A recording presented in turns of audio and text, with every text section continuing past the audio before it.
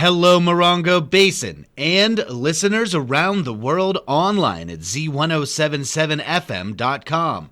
Here is the Z107.7 local news for Tuesday, August 19th, 2025. Visitors wanting to head into Joshua Tree National Park next week will have to plan ahead due to a closure that will be detouring vehicles to the other two entrance gates. Online news editor Robert Hayden has more. The heavily trafficked west entrance of Joshua Tree National Park will be closed to inbound and outbound traffic beginning the morning of Monday, August 25th and lasting through Friday, August 29th.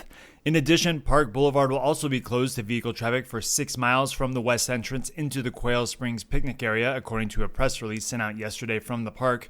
The closure includes the Maze Loop and Bigfoot Trailhead, and they won't be accessible via vehicle. During the closure, crews will be laying down new pavement on that stretch of road, and all the other park roads are expected to remain open. Visitors wanting to enter the park will need to use the 29 Palms or Cottonwood entrances. The 29 Palms entrance is frequently less busy than the popular west entrance, which is what the construction is about in the first place. In 2023, over 500,000 cars used the west entrance to enter Joshua Tree National Park. While it's a little slower in the summer months, the west entrance can frequently back up for miles on weekends in spring and fall, creating gridlock for residents on Quail Springs Road. The 29 Palms entrance is located about 20 miles east of the Joshua Tree one, but it's anything but isolated. The less traveled entrance to the park usually has zero wait time, and it's adjacent to the visitor center and the bustling downtown 29 Palms scene, which is always worth a walk through. The new west entrance in Joshua Tree hopes to alleviate some of that traffic pain and will be located about a half a mile inside the park with 4 fee booths, 2 inbound lanes, 1 outbound lane, and a bypass lane in both directions. Joshua Tree National Park Superintendent Jane Rogers says that she and park staff look forward to welcoming visitors at the new entrance station in the next few months. The park's website has a page where they're providing photos and updates on the construction. We'll have a link to it on ours at Z107.7fm.com. Reporting for Z107.7 News, I'm Robert Hayden. The meeting of the 29 Palms Planning Commission, scheduled for tonight, has been canceled. The Planning Commission will meet next on Tuesday, September 2nd.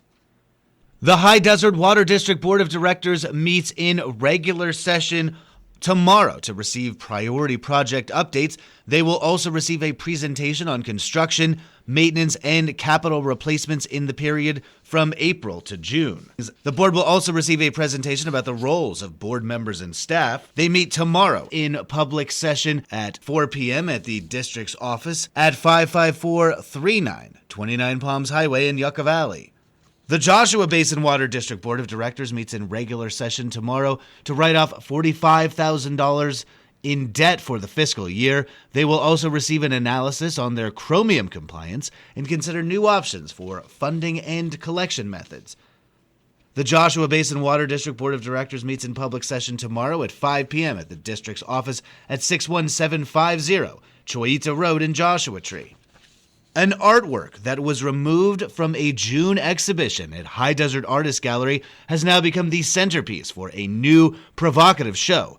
Over the Line, opened this week in Joshua Tree, examines the limits of art, community standards, and free expression. Here's reporter Hillary Sloan with details about the show and a gallery panel meeting coming soon.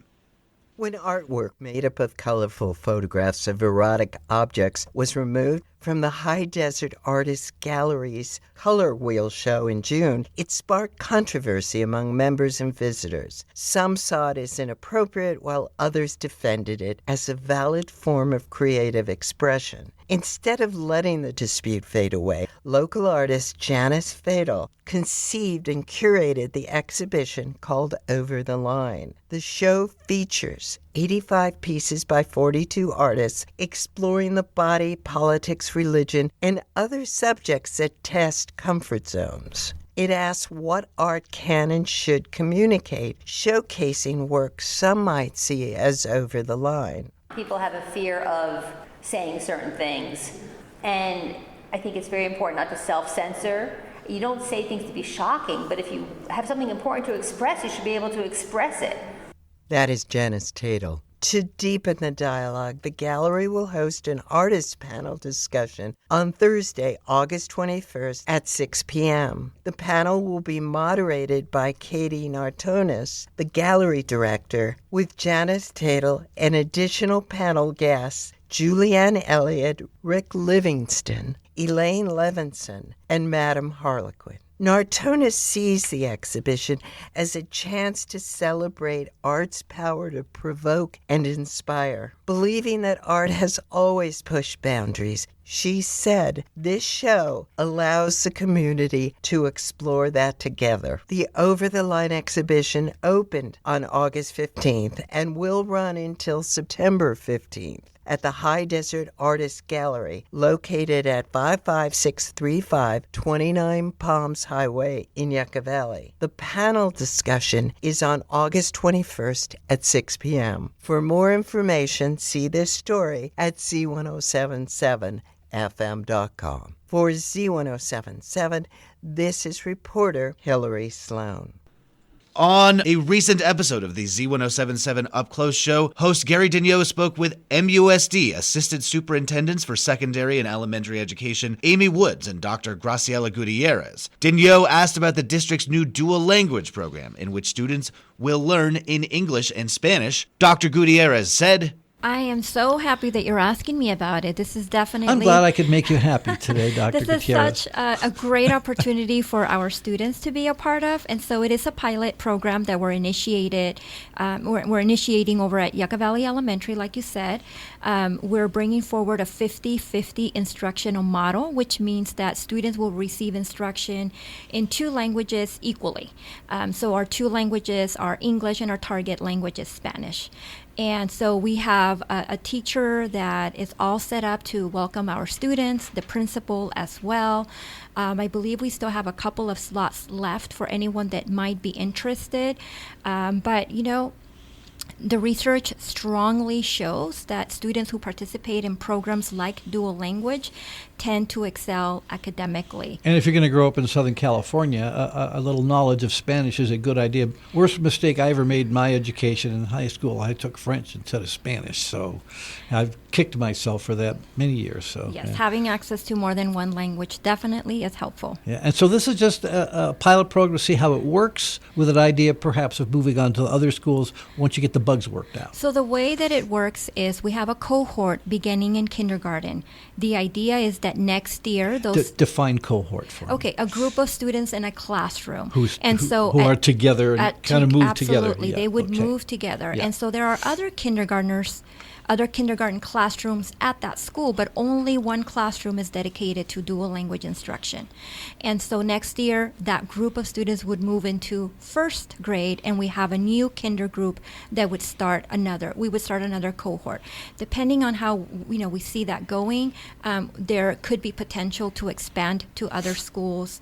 And so, it is important to really just monitor our implementation, ensure that we have everything that we need set correctly before we expand. And so we've invested a lot of time and effort in ensuring that this program is ready to take off.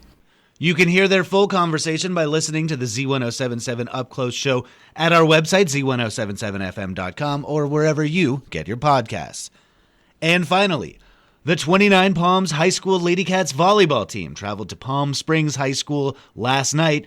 Varsity played hard but came up short for the win. Sophomore Eva Tilley was big at the net with 3 blocks and 1 kill. Junior Vivian Grunt had 2 ace serves and 1 kill. Junior Berlin McCormick had 1 ace, 1 kill, and 1 block. The Cats are now 0-2 overall for the season. JV played strong and increased their record to 2-0. Arabella Staggs had 4 kills, 1 ace serve, and 1 block. Tallulah Coleman was also big at the net with 2 kills, 1 block, and served up 3 ace serves. The Cats will travel tomorrow to Rattlesnake territory to take on the Rattlers of Rancho Mirage. That's our local news. Hear local news 7 times a day, 7 days a week at 7, 8, 9, noon, 4, 5, and 6. If you hear about news happening, let us know. Email us at tips@z1077fm.com. Reporting for the Morongo Basin News Leader, the award-winning Z107.7 Local News, I'm News Director Jeff Harmatz.